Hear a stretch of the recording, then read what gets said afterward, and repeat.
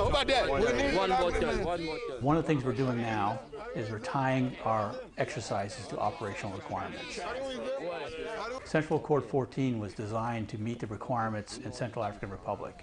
So we designed a scenario that would be relevant in case they had to deploy there. Currently there are 6,000 Africans from the Central African region in Bangui, Central African Republic. They went there under the AU auspices to stop genocide. The training we did here today reinforces what they're currently doing and giving them ideas on how to do it better. What are the difficulties in maintaining long-term relationships in what is basically an unpredictable continent? The secret is to link exercises and events and activities and engagements over time and work towards a known objective. You just can't go somewhere once and expect to have any sort of impact. You have to have a campaign designed so that this first event you do is linked to another event, to another exercise with a desired goal in mind. That's how you overcome the uncertainty and change that we see here on the African continent. But when you look at these different events that you put on, are they linked to the regions? Generally, we link within a region because that's how they operate. They tend to operate within their economic organizations within the African Union. For instance, ECOWAS, Economic Organization for Western Africa, is organizing headquarters for any sort of standby brigade that comes out of West Africa. There's a similar organization for Central Africa and one in South Africa and in Eastern Africa. So is it challenging to find partners within these regions or from region to region? I don't find it to be so. It actually makes it a little easier because Africa's huge. There are 54 countries, and to have it so that we had to deal with 54 individual countries completely on their own autonomously, it would be almost impossible. So we can approach problems regionally and come up with solutions. Generally speaking, the African countries do not have the capacity to solve problems on their own. They require the help of their neighbors to solve a regional problem. Right now, most of the problems we see in Africa are regional and not continental. So it is a good construct for solving the problems that we see. How do you maintain the balance between full spectrum operations versus sustained security engagements? There's a balance in several ways. One, in the American forces that come over, we need to train them before they come on both full spectrum operations and theater security cooperation tasks. Some of the regional aligned forces we're using are doing full spectrum operations. For instance, the East Africa Response Force is a company from Fort Riley, Kansas in Djibouti. They were recently called upon to deploy with 1 hour's notice, within 5 hours be reinforcing the embassy in Juba, South Sudan. They're still there. And so they needed the skills to do potential full spectrum operation. They couldn't just be trained on how to give a class or how to provide security assistance. They also had to be trained on combat. When we go deal with the Africans and train them for a peacekeeping mission, many of the peacekeeping missions in Africa are not traditional peacekeeping. They're more peace enforcement. They have to employ artillery. They have to defeat a terrorist threat. They have to man a checkpoint that's being attacked by vehicle-borne IEDs. So the skills we have to train them, while we're teaching them the UN standards for peacekeeping, we also have to teach them how to quickly transition to a full spectrum type capability. Have you been successful? We think so. For instance, we trained Malawi last summer to go into the intervention brigade in Eastern Kivus. We are currently training their replacements. We have a team in the Kivus in the Eastern DRC right now. We're talking to that battalion. We're getting feedback on whether the training was appropriate, and we're taking those lessons learned and bringing them back to their replacements and adjust our training. So yes, I think we have been successful. You had spoken about the RAF earlier, the regionally aligned forces. How effective have they been? They've been tremendous. They're doing all the types of operations, activities that AFRICOM has asked us to do, from providing a crisis response force, like I just mentioned in Juba, South Sudan, when the embassy was threatened. They're doing my exercises for the most part. They do most of my training and equip missions. Currently, they're training 4,000 Africans across the continent. They just finished training a battalion, an 850-man battalion in Guinea and a 160-man separate company. for our mission in Mali. They're still training 1,500 soldiers in Chad, very austere conditions. And we're sharing a mission in Malawi with the British to train another 850-man battalion to go into Eastern Kivus and DRC. So how come we never hear about any of their accomplishments? I'm trying. They're doing great work. I don't know why we're not hearing about it. I think it gets overshadowed still by Afghanistan, and it's successful, and they're not failures. So it doesn't get splashed on the front page.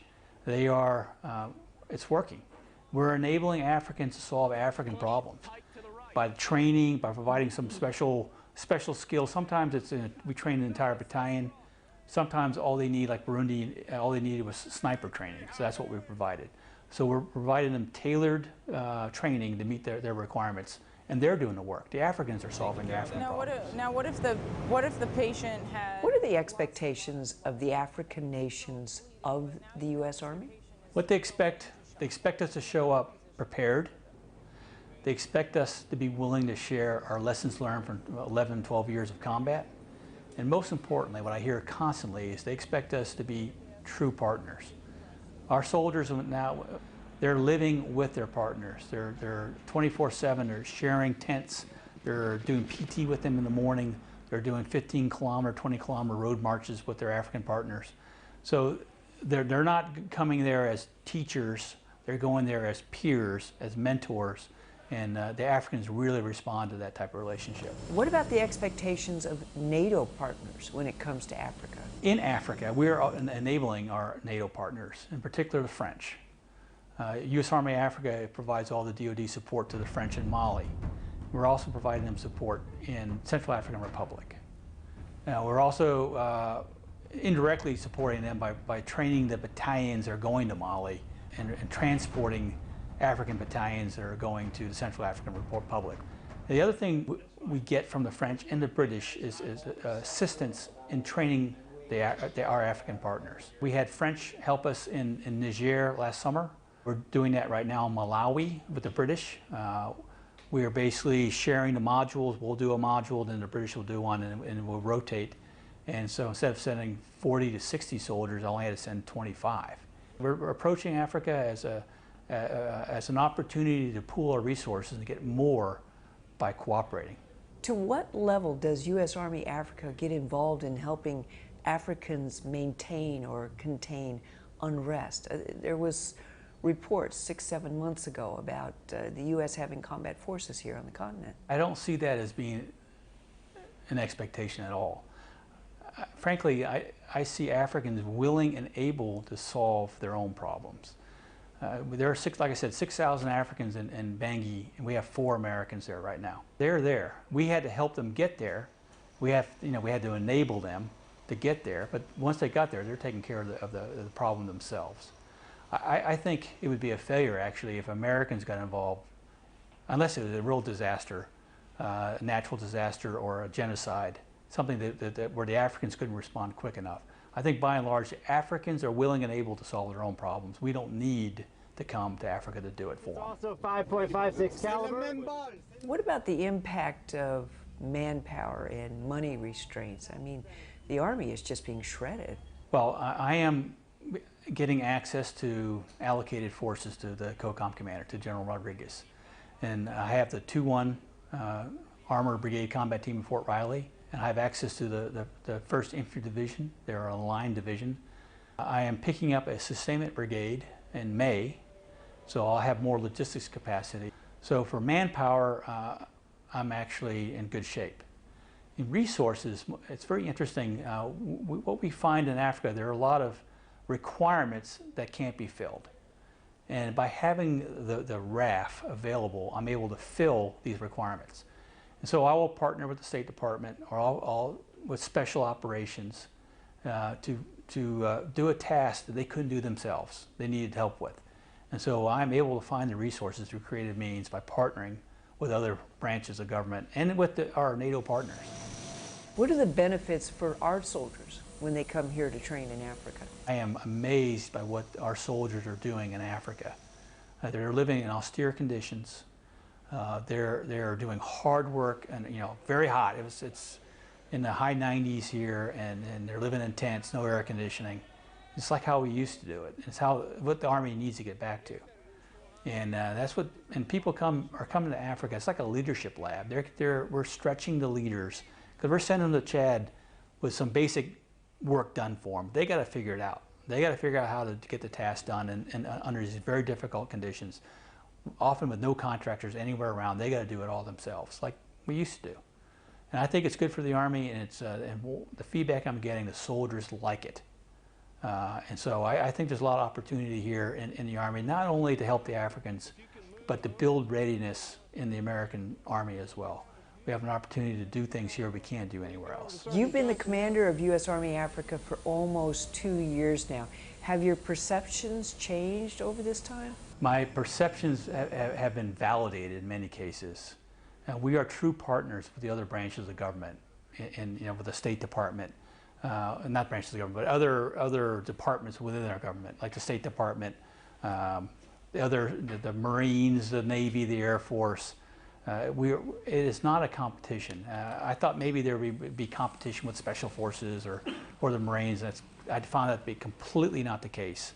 We are great partners. There's plenty of work here in Africa to be done, and we only accomplish the tasks that are here, by working together. So we're great partners with the State Department, with the USAID, across the board. And that's what I hoped for, and my expectations were validated and by the reality I found here. So in that regard, I was very happy with what turned out to be true. What about your understanding of Africa itself?